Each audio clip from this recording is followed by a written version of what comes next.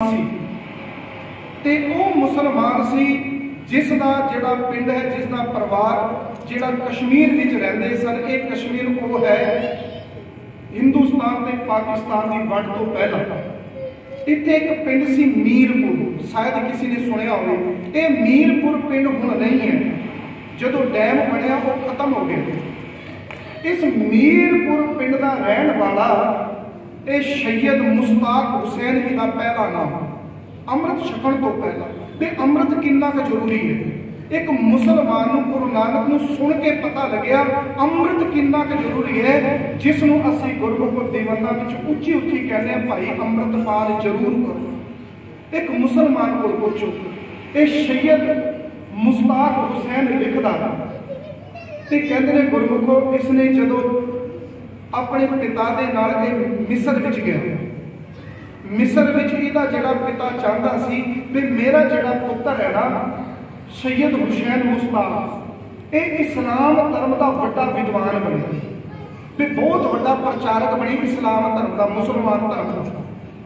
पर होया कि इसने भी अमृत छक लिया। जिथे इसने इस्लाम का प्रचार करना सी, इसने सिखा का प्रचार करना शुरू कर दिया। बहुत बड़ा विद्वान है, सिख पंथ दे अंदर। इहदा जीवन किवें चेंज होया? कहते ने इहदा पिता ने कहा भी, यानी कि बगदाद के अंदर मिस्र विच एक बहुत बड़ी लाइब्रेरी है। उस लाइब्रेरी के अंदर बहुत कीमती किताबां हैं। ते इसका पिता जिहड़ा ना शहीद मुश्ताक हुसैन का इन्हों लेके उस लाइब्रेरी विच गया। जदों उत्थे पहुंचते ने, इस लाइब्रेरी के अंदर इसनूं एक किताब हाथ लगती है जिसनूं ये पढ़दा। वो किताब जिहड़ी है ना उसका लेखक है ताजदीन। ये ताजदीन वो है जदों गुरु नानक महाराज पातशाह बगदाद जाते हैं ते जिथे जिथे गुरु नानक पातशाह गए ने हर थां दा इसने ताजदीन ने उस किताब में जिक्र किया। ते वो कहंदे ने गुरु नानक पातशाह जी दे नाल रहा, जिथे जिथे गुरु नानक पातशाह जी गए मैं उन्हां दे नाल चलदा रहा। जो उसने घटना लिखी बिल्कुल हकीकत। ते गुरमुखो ये मुश्ताक सैयद मुश्ताक हुसैन उतों पढ़ के आता, ते जदों पढ़ के आता है ते सारी रात गुरमुखो इसनूं नींद नहीं आती। एक दिन चढ़िया तो अपने पिता को कहते, पिता जी मैं जो किताब गुरु नानक महाराज पातशाह जी के जीवन की मैं पढ़ के आया, पिता मैं समझ लिया भी दुनिया के अंदर सब तो बड़ा गुरु नानक है, इस तो बड़ा दुनिया के कोई नहीं। ते महाराज ने शब्द वरते ने, ज्ञान ध्यान किच कर्म ना जाना, सार ना जाना तेरी सब ते बड़ा सतगुरु नाम। भी गुरु नानक महाराज सारे तो बड़े ने। हुण उस किताब के अंदर इहो जिहा की सी जिसनूं पढ़ के एक मुसलमान गुरसिख बन जाता है, अमृतपान कर लेता है? की सी उस किताब के अंदर? गुरमुख अपने पिता को कहते, पिता जी मैं गुरु गोबिंद सिंह जी का सिख बनना। गुरमुखों सिख बनना बहुत कठिन है। जदों गुरु गोबिंद सिंह जी महाराज जी ने 5 प्यारिਆਂ ਨੂੰ अमृत छका के प्यार किया ते महाराज आप गोडियां दे भार वीर आसन दे विच महाराज झोली अड़ते ने ते बेनती करते हैं, मोहे बेनती पंचनाद। यह आपे गुरचेला वाली अवस्था। पहला गुरु सन जो अमृत पान कराया, पर जदों 5 प्यारे अमृत छके तैयार हो गए, फिर आप गुरु चेला बन के अमृत की दात 5 प्यारे को मंगते गुरु गोबिंद सिंह जी। ते महाराज ने ये वचन कहे, मोहे बेनती पंचन आगे, तुम सेवक हम सेवक तुम ठाकुर लागे, जिम तुम सियार से सिंह भरे हो, अमृत छके तैयार भरे हो, ममदास पर कृपा कीजिए। गुरु गोबिंद सिंह जी करे मेरे ते कृपा करो, 5 प्यारे ममदास पर कृपा कीजिए, खैर पाहुल की दास को दीजिए। ते अमृत की दात मैनू दवो, मैं दास तुहाडे दर ते अमृत की दात मंग रहा। गुरु गोबिंद सिंह जी महाराज कह रहे हैं। पर गुरुमुखो जिथे महाराज ने बेनती की उत्थे महाराज ने हुक्म भी किया सिखां ए मोरी आज्ञा सुनो तुम प्यारे सैयद मुश्ताक हुसैन की कुछ पढ़ के आया, जेड़ा पढ़ के गुरु का सिख बन जाता है अमृतपान करके। गुरमुखो सैयद मुश्ताक हुसैन को दसदा है ते ओदे विच लिखिया की सी महाराज जी ने बचन ने कहते मोए बेनती पंचन आ गए। महाराज ने पहले बेनती की थी, हुण मार के ए मोरी आज्ञा सुनो तुम प्यारे। गुरसिखां नूं महाराज ने कहा ए मोरी आज्ञा सुनो तुम प्यारे, बिना तेग केसक देहो ना दीदारे। हुण महाराज जी ने की कहा, अगर मेरे प्यारे गुरसिखा मेरी गल ध्यान नाल सुन, जे तेरे तन दे उत्ते श्री साहब नहीं और सर दे उत्ते केस और सोनी पग नहीं ते मेरे को बिल्कुल आई, मैं तेरे दर्शन भी करना नहीं चाहता। महाराज ने कहा ए मोरी आज्ञा सुनो तुम प्यारे, बिना तेग के संग देहो ना दीदारे, बिना तेग के संग नरक भेड़ जानो, कह कौन ताको किता ना सुधानो। ए मोरी आज्ञा, ए मेरा हुक्म है, गुरु गोबिंद सिंह जी कह रहे थे ए मोरी आज्ञा सुने सो सोई, जेड़ा मेरा हुक्म मनेगा वो मेरा सिख है। ए मोरी आज्ञा सुने सो सोई, तिसै इक्स पूरी समय जान सो। वो सारी सृष्टि का राज कमाएगा जेड़ा मेरे वचन मान के गुरु का सिख बनेगा। हुण सैयद प्रतपाल जिहड़ा है उत्थे उस किताब विच उतारा करके लिआंदा है, वो दसदा है असलत दे विच गुरमुखो जदों महाराज बगदाद गए ते सतगुरु को ताजदीन लिखदा उस किताब का लिखारी कि वो जिहड़ा हिंद का पीर, उन्हें शब्द वरतिया हिंद का पीर, कहते जदों हिंद का पीर अमृत वेला हुंदा है ते वो अपनी सरोद बचाउंदे ने ते अपनी रसना तो अल्लाह की इबादत करते हैं। भाव महाराज कीर्तन करते सन। गुरु नानक पातशाह कहते जदों महाराज कीर्तन करते हैं वो हिंद का पीर, उन्हां दी संगत दे विच जिथे जिथे आवाज़ जाती सी, भावें पशु ने भावें पक्षी ने, वो खलो के उन्हां दी सरोद ते उन्हां दी बाणी सुनदी सी। उन्हां दी संगत दे अंदर एक बीबी आउंदी सी इस्लाम धर्म दी, जिहदा नाम सी सलमा, सलीमा इसनूं कहा जाता है। कहते ने एक दिन उस हिंद के पीर ने ध्यान नाल सुनना, उस हिंद के पीर ने मैनू आवाज़ मारी ताजदीन सलीमा नूं कहो घर चली जाए, भी बच्चों को थोड़ा कंट्रोल करो, थोड़ी एकता बख्शो। कहते ने उस हिंद के प्यार ने मैनू आवाज़ दी ताजदीन तुसी इस सलीमा नूं कहो अपने घर चली जाए। वो रोज़ हाजिरी भरती सी अमृत, वो मुसलमान बीबी। कहते ने जाके मैं वो ताजदीन कह रहा जिसने गुरु नानक की संगत की पातशाह जी, वो किताब लिखी जिसनों सैयद मुश्ताक हुसैन पढ़ रहा था। कहते ने मैं गया तो मैं जाके कहा सलीमा हिंद का पीर तेनों कह रहा है तो अपने घर चली जाओ। उसने 7 वचन कहे, 7 वचन कह के सलीमा जो तुरन लगी ना गुरमुखो, उसके मन में कोई ख्याल आया भी क्यों ना मैं हिंद के पीर को आशीर्वाद लवां। कहते ने उसने झुक के सिजदा किया ते गुरु नानक पातशाह जी ने सलीमा के सीस के उत्ते हथ रखे। इंज प्यार देते ने गुरु नानक पातशाह जिवें एक पिता अपनी बच्ची अपनी धी नूं प्रेम करता है। कहते ने वो समा वेखण वाला सी, ताजदीन कह रहे उत्ते मौजूद सी। कहते उस हिंद के पीर ने सलीमा के सीस के उत्ते हथ रखिया। कहते ने उसके कान में कुछ कहा, वो शब्द सन सलीमा जो कुछ तेरे अंदर है जड़ जाए। ये गुरु नानक देव जी कह रहे हैं उस बीबी सलीमा पुत्र जो तेरे अंदर है इसनूं जर जाई, जे जर जाएगी तो अल्लाह की दरगाह विच परवान हो जाएगी। आपको जी सतनाम। कहते सलीमा ने सिजदा किया हिंद के पीर नूं, कहते अपने घर तुर पे। कहते उधर इसका जिहड़ा घर वाला सी गुरमुखो यह व्यापार करता सी ते इसका पति का नाम सी जैजा गुलाम। ये जैजा गुलाम जिहड़ा व्यापारी सी ये मिस्र दे विच व्यापार करने वास्ते जाता सी। हुण गुरमुखो इसनूं महसूस होया सलीमा नूं अंदरों भी तेरा पति जिहड़ा है वो व्यापार करके वापस आ गया, क्योंकि सिर ते हाथ गुरु नानक दा आ गया सी। इसके अंदर ही फीलिंग पैदा हुई भी तेरा पति आ रहा है। कहते इधर सलीमा अपने घर वाल जाती है, उधर ये जिहड़ा जैजे गुलाम है जदों अपने नगर वापस परतया ते नगर के लोगों ने कहा जैजे गुलाम तेनों पता तेरी बेगम कित्थे जाती है? कहते नहीं, कहते तू तो गया सी मिस्र विच कार व्यवहार करने वास्ते, तेरी घरवाली तेरी बेगम सलीमा एक हिंद का पीर आया उसकी सरोत सुनने वास्ते अमृत वेले उठ के जाता है। ध्यान नाल सुनना बच्चा, गुरु नानक जिन सुनिया पेखे मन विच बड़ा गुस्सा है। हुण जदों घर विच गया उसने पानी नहीं पिया जय जय गुलाम ने, गुस्से नाल नक्को नक भरिया हुआ। इधर जेड़ी सलीमा है अंदरों टिकी हुई है, सीस पे हाथ गुरु नानक ला के ते जांदे सार जय जय गुलाम ने कहा सलीमा मैनू ये दस तो अमृत वेले उठ के किथे जांदी है।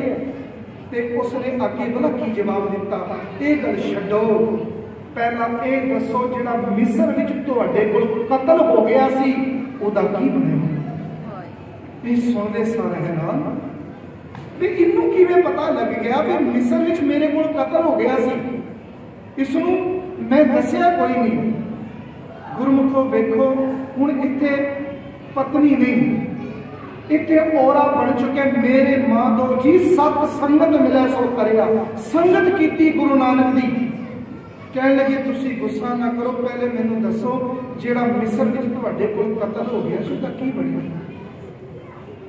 बह गया, कहंदे सलीमा मैनू दस तेनू किवें पता लग्या भी मैं ते तेनू दसिया भी कोई नहीं। कहते नहीं मैनू तुसी दसो भी तुहाडे कोल कतल हो गया सी तुसी किवें बच गए।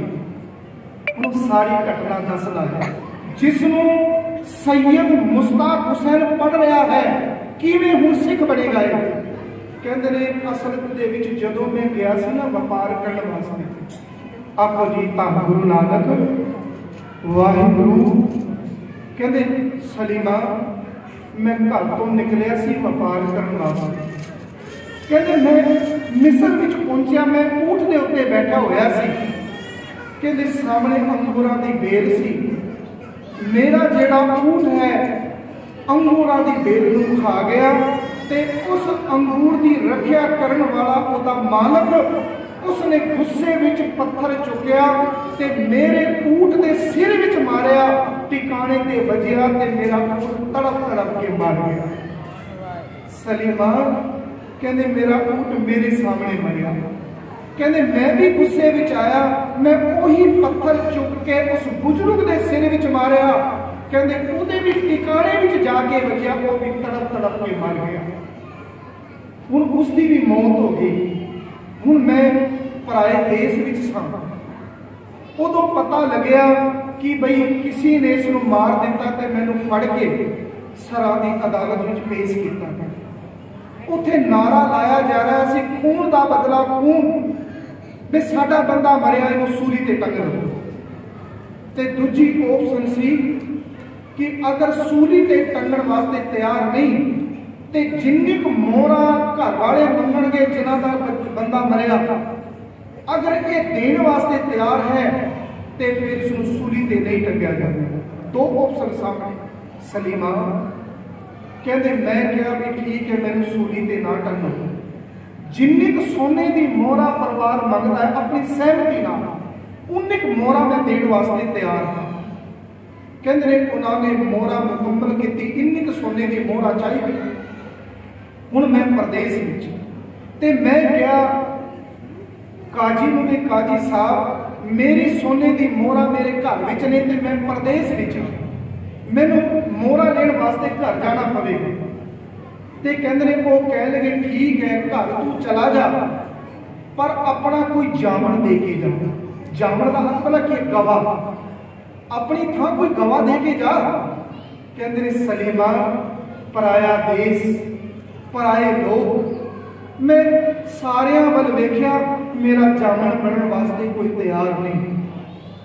मैं बैराग विच आके अल्लाह के आगे रो के अरदास की, अल्लाह जो कुछ होया तेरे सामने होया, अल्लाह ताला हुण मेरी मदद कर मेरी रक्षा कर, कोई जामन भेज दे।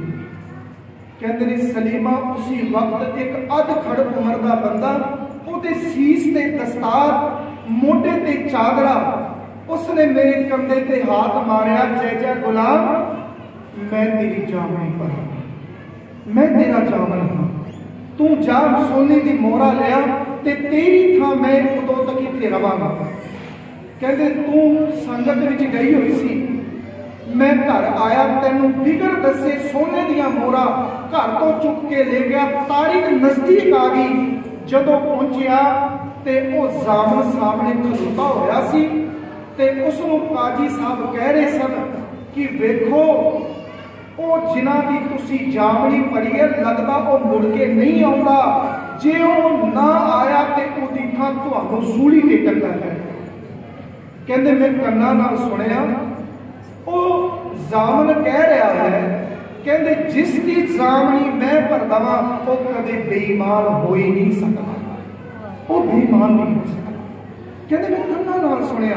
कहंदे मैं गया मोहरा लेके, मोहरा की गिनती की गई, हिसाब किताब होया, जो मुकदमा मेरे ते सी वो खाजल कराया गया। कहंदे इधर मुकदमा खारज होया, मन विच ख्याल आया इस पराए देश विच जिसने मेरी जामनी भरी है उसका धन्यवाद का करना वा। कहंदे सलीमा सच जाना, हजारां दी भीड़, मैं उस जामन नूं लभा, मैनू लभ्या कि पता नहीं वो कित्थों आया सी, किधर चला गया। कोई सतनाम, मैं सबनों पुछदा सा भी जिसने पराए देश विच मेरी गवाही भरी, मेरी जामनी भरी, मैनू दस दवो लोगों वो किधर चला गया। उसका चेहरा मैनू अज तक याद है, वो किस तरह का उसका चेहरा सी। हुण ये जिहड़ी है ना सलमा, इहदी अखां विच पानी आ गया, गला भर आया ते रसना तो बोल के कहती है, कहते सोहर साहब तुहानू पता वो कौन सी? ओ मेरा हिंद का पीर सी। आखो जी सतनाम। ये ओही हिंद का पीर सी जिसने पारे पिंड के लोगों ने कहा भी जिसकी सरोद सुनन मैं जानी हाँ। कहते गुरमुखो रात ते अमृत वेले का समा होया, सलीमा उठी, उठ के कह लगे मेरी एक बेनती सुनोगे? कहते दस। कहते मेरे नाल उस हिंद की पीर की सरोद सुन, मेरी एक गल मान। कहते ने वो जय जय गुलाम अपनी घरदी की गल सुन के, गुरमुखो हनेरा सी, तारे टिमटिमाउंदे पए सन। इधर गुरु नानक महाराज पातशाह जेड़े ने भाई मरदाना ने रबाब छड़ी, महाराज गुरबाणी का कीर्तन करते पे ने। कहते ने ये जैसा गुलाम अपनी घरवाली के नाल उस थां ते पहुंच गया जिथे बाबा नानक गुरबाणी का कीर्तन करते थे। चेहरा एक दूजे का नहीं दिख रहा सी। गुरमुखों दिन हौली हौली चढ़ना शुरू हो गया। कहते जो दिन चढ़िया एक दूजे का चेहरा देखा, एकदम जय जय गुलाम उच्ची आवाज में कहता, सलीमा ये वही जामन है जिहड़ा मैनू मिस्र तो बचा के लिया। आखो जी सतनाम। सलीमा ये वही जामन है जिहड़ा मैनू मिस्र तो मौत के मुंह विचों कढ़ के लिया, जाके कदमां दे विच टह गया ते गुरु नानक पातशाह जी उसनूं जी ला ते नाल गया जय जय गुलाम, ये करम तेरी घरवाली दे ने। तेरी बेगम रोज अमृत वेले साडी सरोद साडा कीर्तन सुनन वास्ते आउंदी सी। घर का एक जी भी गुरु की संगत करे, गुरु फुल्लां दा उदाहरण कर दिंदा है। इन्नी वड्डी माता गुरमुखो गुरु की संगत भी है। ताइयों मेरे बाबे ने कहा, गुरु नानक जिन सुनिया देखिया से फिर गरबासना पढ़िया रे, ये पढ़ के सैयद मुश्ताक हुसैन इसने लाहौर के फिर अमृत पान करके पूरा परिवार खालसा तैयार हो गया ते गुरमुखो इसका नाम रखा गया सैयद प्रतपाल सिंह। बहुत बड़ा विद्वान बनया सिख धर्म का। ये कानपुर के इसने अपना शरीर छड्डिया। इसके जेड़े पोतरे ने हले भी इंग्लैंड के रहते हैं। अज तक भी इन्होंने घर सिक्खी गुरमुखो बरकरार है। एक मुसलमान गुरु नानक को सुनता है, उसी वक्त गुरु गोबिंद सिंह जी के खाटे खंडे बाटे का अमृत पान कर लेता है। असीं तां हज़ारां वारी गुरु ग्रंथ साहिब को सुनते हैं, फिर भी गुरमुख साडा जीवन चेंज नहीं होता। सीखिए दूजियां को। सो गुरमुखो गुरु गोबिंद सिंह जी महाराज जी का प्रकाश दिहाड़ा आ रहा है। उहदे उपलक्ष दे विच आप जी के सहयोग नाल, प्रबंधक वीरां के सहयोग नाल अखंड पाठ साहब जी की लड़ी चल रही है। सो बेनती है गुरमुखों 5 तारीख का दीवान साढ़े मानयोग